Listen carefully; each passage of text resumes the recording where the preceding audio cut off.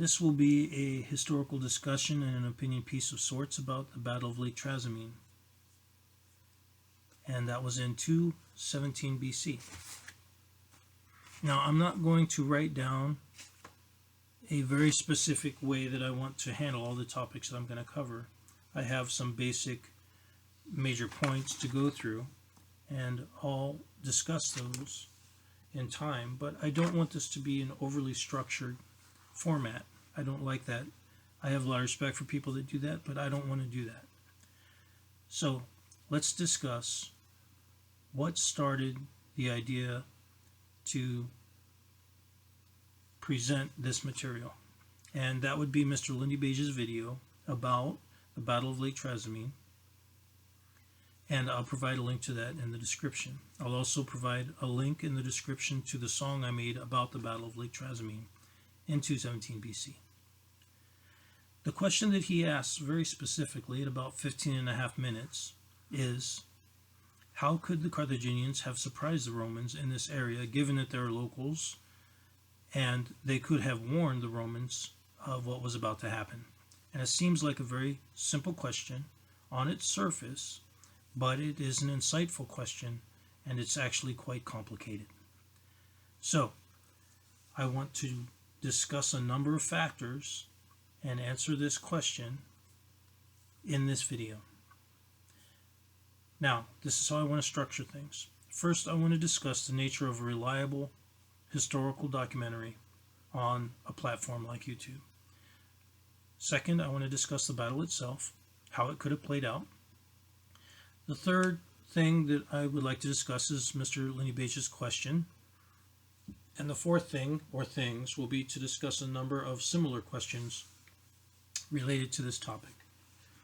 So, let's get to it.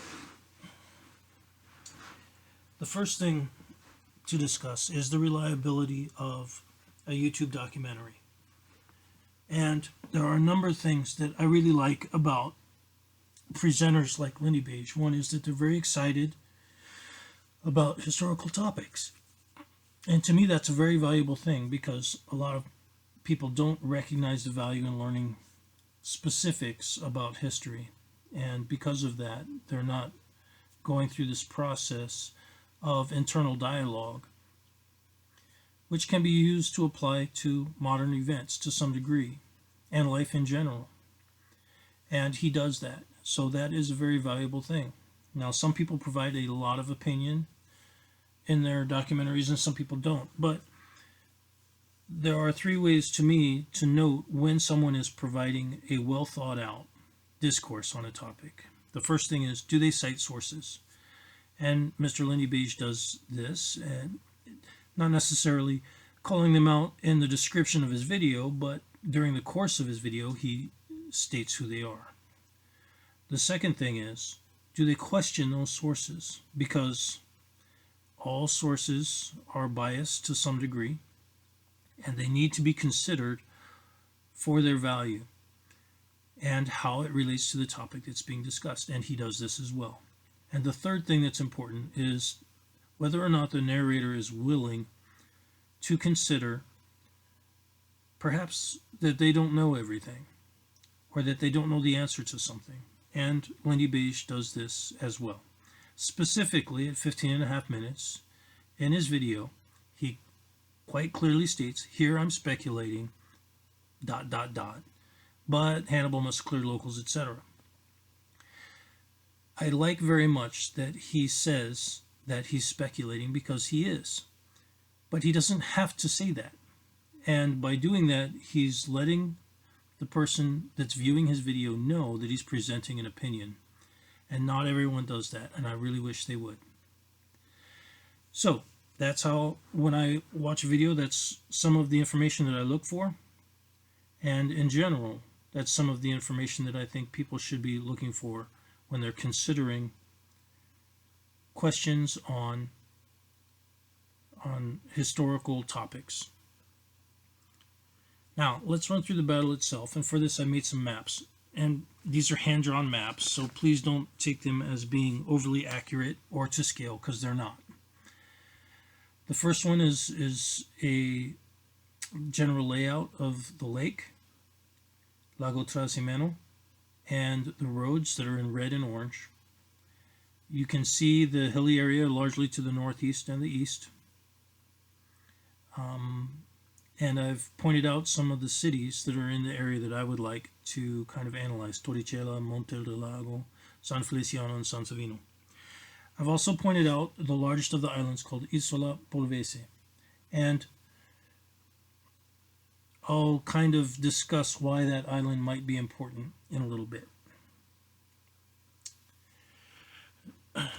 It seems valid now at this point to kind of point out something that is important, which is that the exact location of this battle is not known. And if you go check the Battle of Lake Trasimene on Wikipedia, they'll show a diagram of the battle happening on the North Shore. But this is not something that is known. And why that is put together and presented in what appears to be a very confident manner is a little bit confusing to me. Now, if you review Mr. Adrian Goldsworthy's book called The Fall of Carthage, which is my favorite book regarding Carthage and its struggle with Rome, and I'm not affiliated with this book, and they're not affiliated with me in any fashion and don't approve parts of this video. On page 187, the bottom of the first paragraph, Mr. Goldsworthy notes specifically that the exact location of the battle, whether it was on the northern or the eastern shore, simply is not known. He cites his sources. He also discusses the idea that, as Mr. Lindybeige does, that the exact height or elevation of the lake at that time is also not known. Now, it has general fluctuations. It's lowest late in the summer and it's highest in the spring. But it's very difficult to know what pathway or road the Romans were on. I don't want to call it necessarily a road. I think it would be more of a path during the course of the battle, because that's also something that can't be known. So let's go ahead, real quick on the main map. I'd like to point out that there is a bit of a plain from the south, which is where we believe the Carthaginians were, that can be used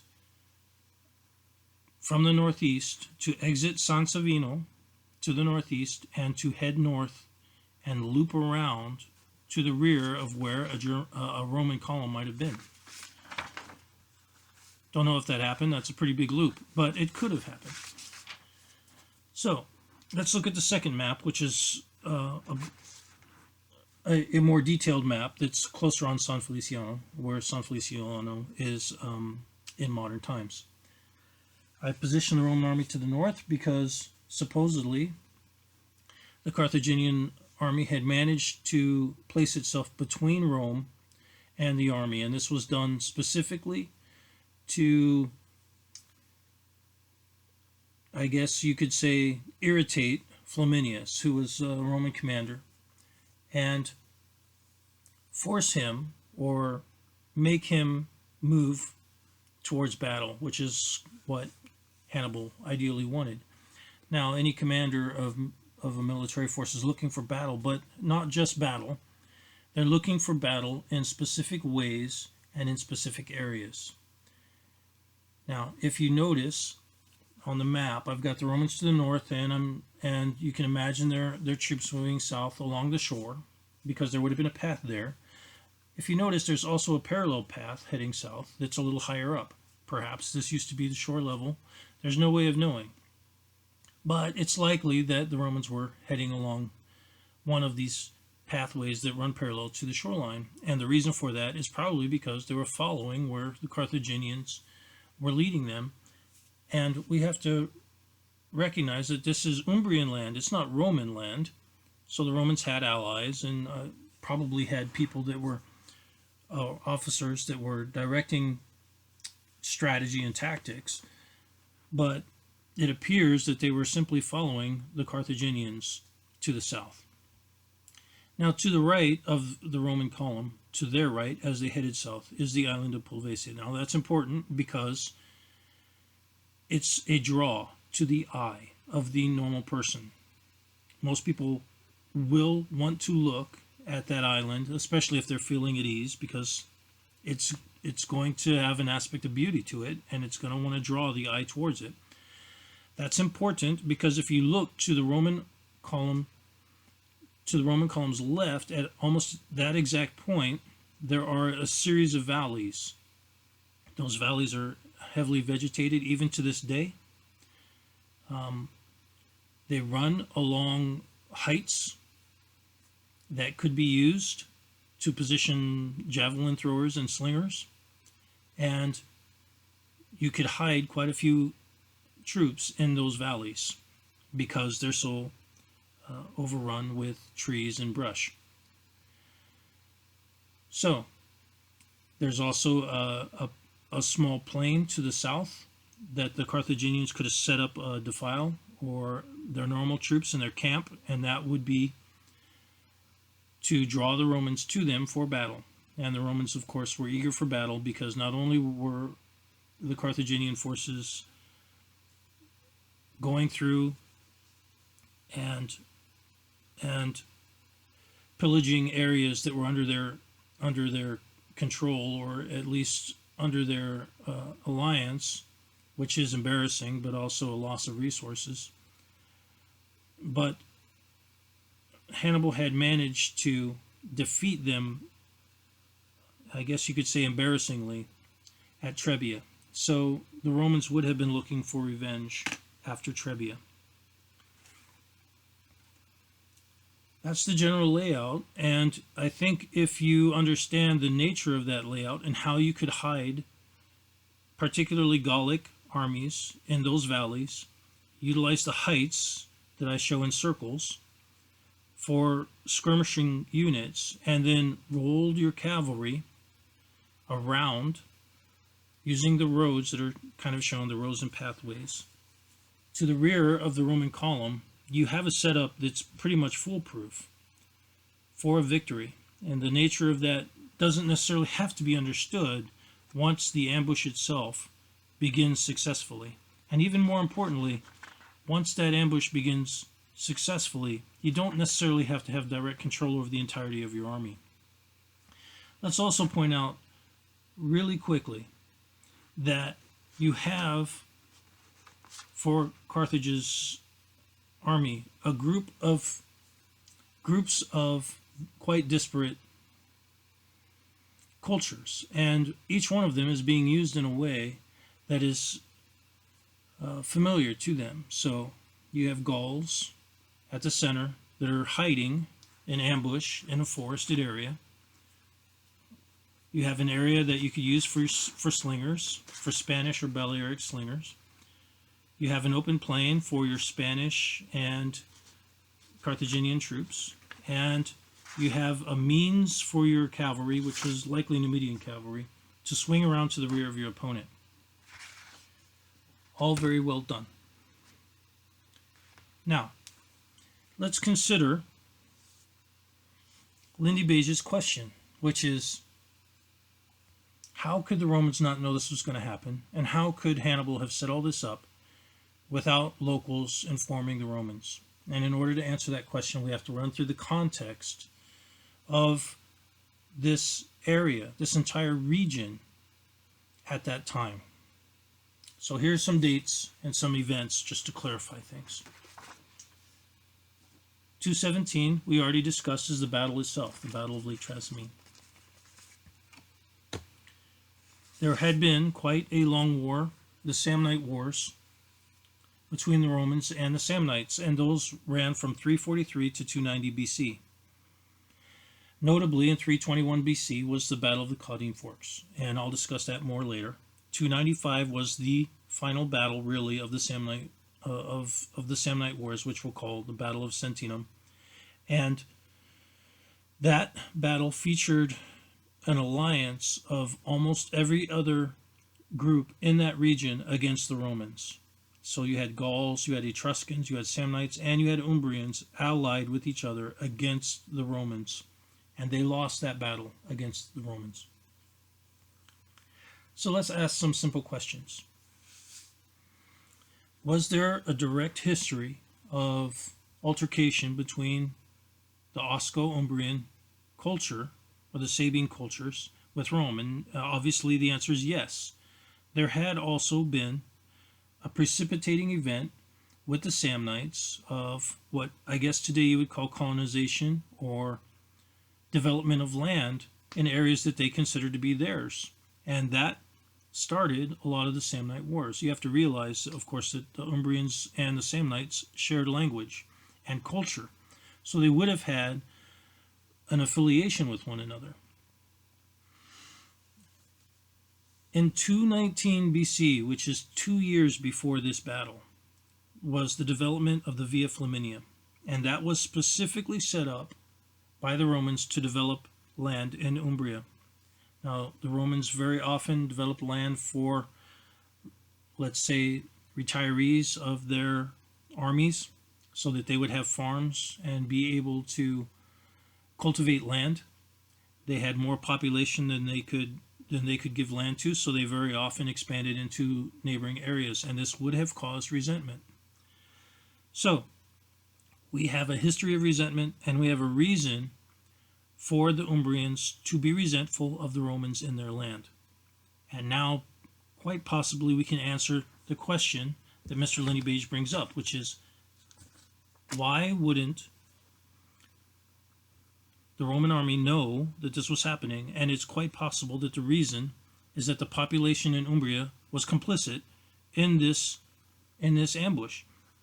In fact, they may have been the ones, since they knew the land the best, that suggested to Hannibal that this was a great place to have an ambush. They may have even told him to come to Lake Trasimene for this very purpose.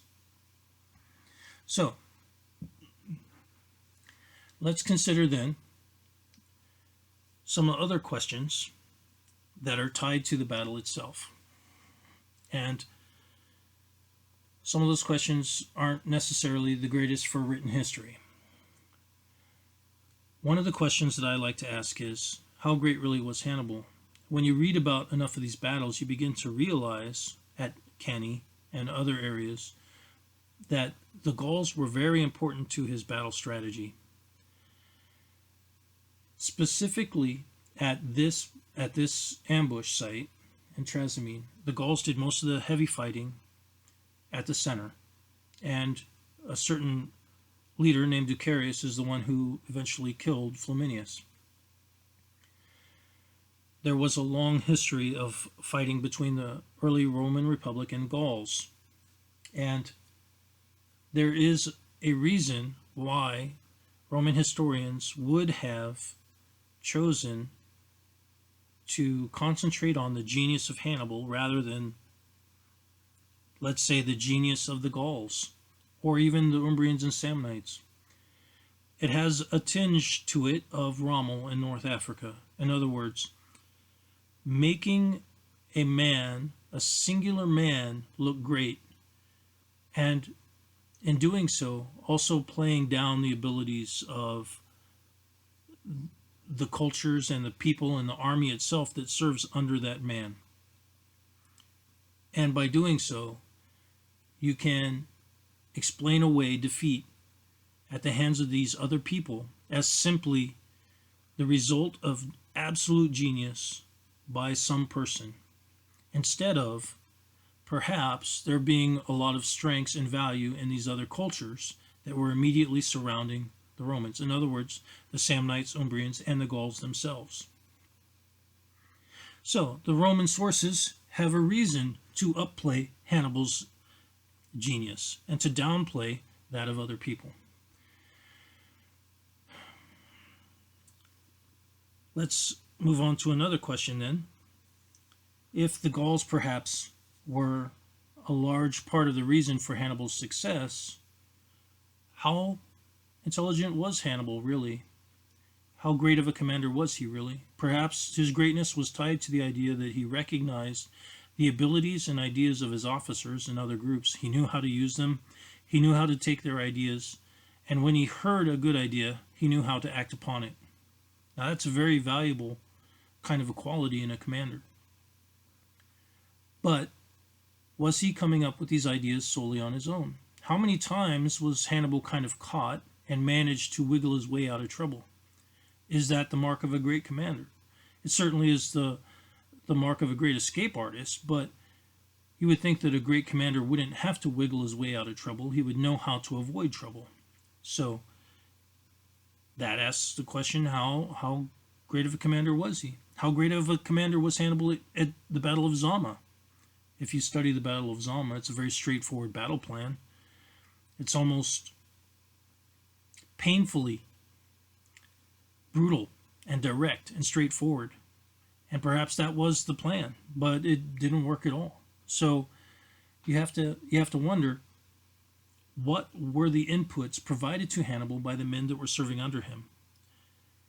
And later on, you can see a similar form of problem that's faced by the Romans when they're dealing with people in the servile wars that they also considered to be beneath them. And so long as those people hung together under leadership like Spartacus, they were able to accomplish pretty great things. So let's move on to another question of sorts, which is why this campaign matters at all. Eventually, Carthage was destroyed, utterly defeated, and you could argue that part of the reason that Carthage was totally defeated and destroyed was because of Hannibal. If he hadn't taken this action and had a successful Italian campaign, would the Romans have resented Carthage as much as they did and eventually sought the destruction of Rome? Some people would say yes, some people would say no. But overall, what is the point in studying something that was not only a failure, but in many people's eyes, doomed to failure from the beginning? I think for me personally, the answer lies in not just an understanding of the strategy and tactics of it, which are interesting enough in themselves, but in the cultural background of that struggle. And what I mean by that is, within Rome, you have a society of people who are noted by historians to have approached the Battle of Lake Trasimene as an opportunity to garner slaves. I believe it's Polybius that mentions that there actually were camp followers with fetters and chains ready to lock people up and enslave them. And there was a huge slave trade in Rome. It was very big business. And although Rome wasn't totally dedicated to simply making money and enslaving people and exploiting them, early in its history, as things developed, it certainly became a city that was run by men like Crassus, who were dedicated only to the morality of money. So you have cultures in that area that are resentful of Rome and are adhering to an older cultural system, an older tribal form of system that is, I guess you could say, perhaps not good or evil, but dedicated to different mores or different ideas of what it means to be great. And this battle seems to be capturing that great struggle between two different worldviews of kingship, honor, plunder, and a form of mechanical city efficiency that was the Roman mindset. And it captures it pretty well. And for that reason, I find it to be very interesting. So those are most of my thoughts on this topic. I hope that this video is entertaining or insightful to people in some way. Maybe it'll even inspire you to go learn more about this specific time frame in history and consider the different angles of thought and intent of all the cultures that were involved. And if so, then it was all worthwhile. Also, one last idea that I'd like to present are the three forms of history. One is written history, which is self-explanatory. The second is archaeological work, direct field work. And the third, which has been downplayed quite often, is the nature of folk history or song from cultures that perhaps didn't have a lot of written record. And I think that it's a little bit sad that a lot of that history hasn't been preserved overly well or considered a lot, because a person can feel a lot from a song, and that song can relay ideas, and it can relay feelings and expectations and sensations to a person much better than a book or archaeology. Now, those things are obviously incredibly worthwhile, but for a lot of people, a song can capture the mood of an instance and relay the value of that to a person in a very efficient way. For that reason, I made the song that's in the description at the beginning of this video. If you'd like to check that out, please feel free to do so. Perhaps now you'll understand some of the references in the song if you listen to the song. And that's pretty much it. Have a great day.